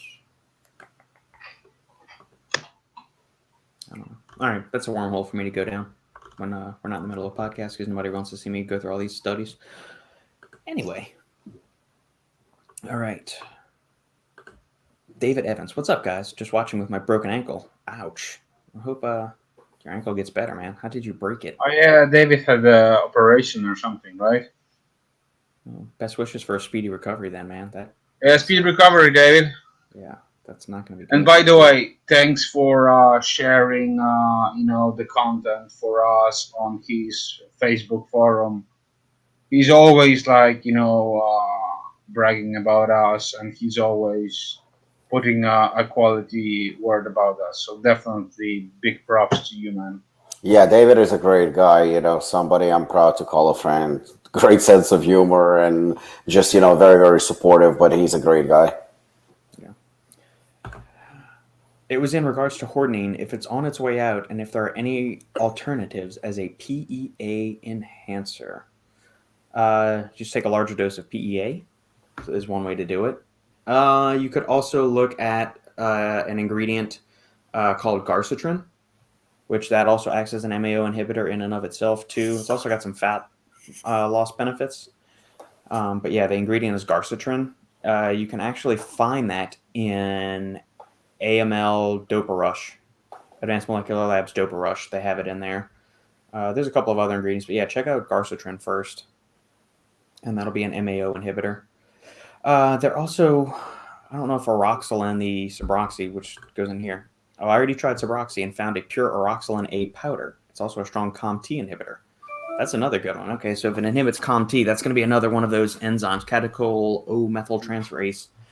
It's another enzyme that's going to degrade dopamine, norepinephrine, epinephrine, all that other good stuff. So by inhibiting that, it's also going to keep those feel-good hormones and neurotransmitters circulating for longer at a higher level in the brain.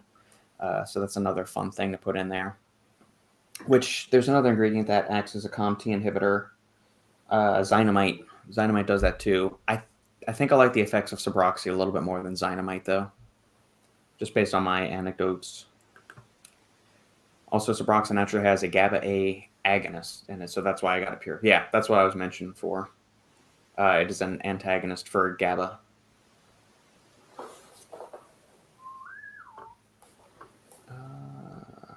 Creamy. Have you guys talked about Lionheart? If not, please tell me. It's dropping soon. Unfortunately, we decided to not release Lion's Heart. It's being canceled. It was offensive to all lions and other large felines out there. Someone get canceled. Do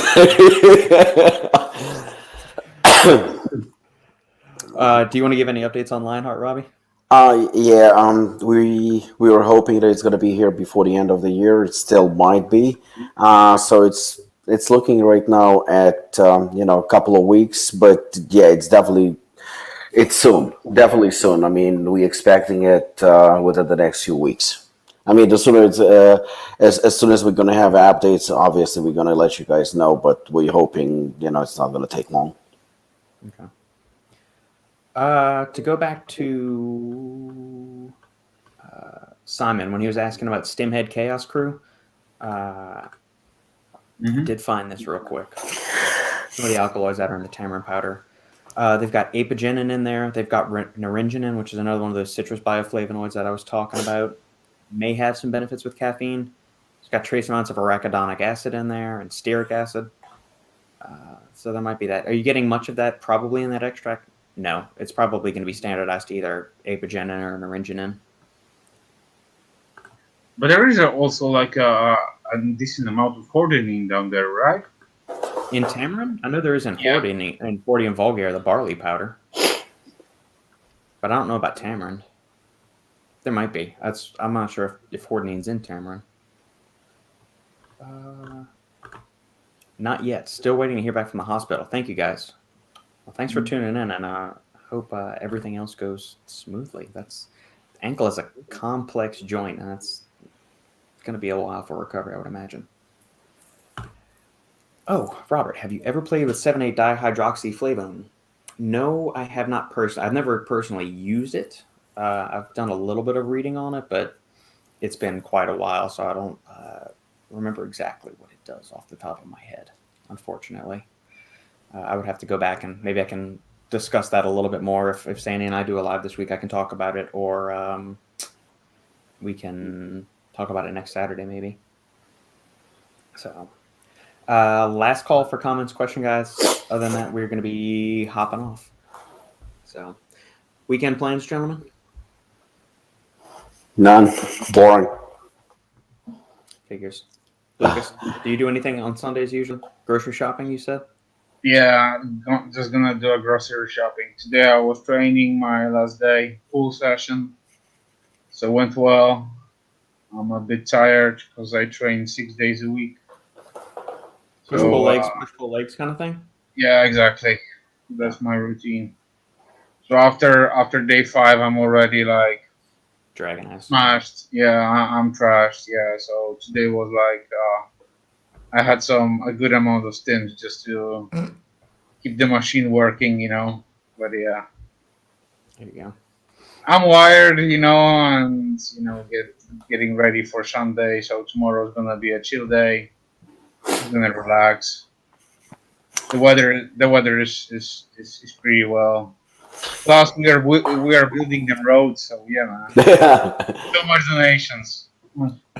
We are very, very like busy getting ready for the launch next week of the mystery product that we've been like really, really excited about, and then the following week bare knuckle, which is also going to be quite something. So the next 2 weeks are obviously very, very challenging, but next week we're going to have a guest on the show.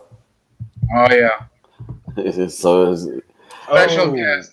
Yes. Right. Okay. So that's going to be interesting. Forgot for a second, and then okay, yes. All right, I'm definitely looking forward to next week's show. You guys are up for a treat. Yeah. I thought Robbie was salty. Just wait. This guest. I'm considering not making it. Yeah, it's gonna blow your mind. Just the guest and Lukasz together.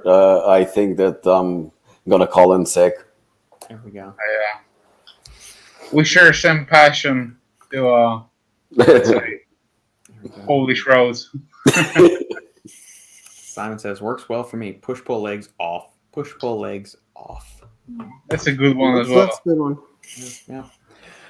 All right, gentlemen. Thank you for your time. For all listeners tuning in on the live stream, we appreciate you. We love you guys. Thank you for jumping in and putting up with our shenanigans week after week for multiple hours at a time. If you like what we're doing here, make sure to like, comment, subscribe to the channel, share the video with family, friends, and loved ones. If you're listening to this on a podcast perusing platform, consider leaving us a 5-star review, as that helps us climb up in the almighty algorithm that dictates anything and everything to which we are exposed these days.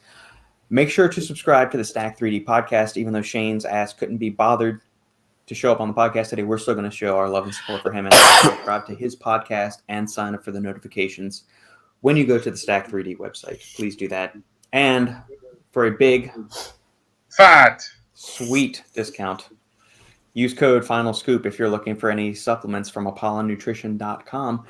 If you got any comments for a future episode, or you're catching us on replay, leave a comment down below in the comment section, or shoot me an email, thesupplementengineer@gmail.com. Thank you, my friends. We will see you all next week.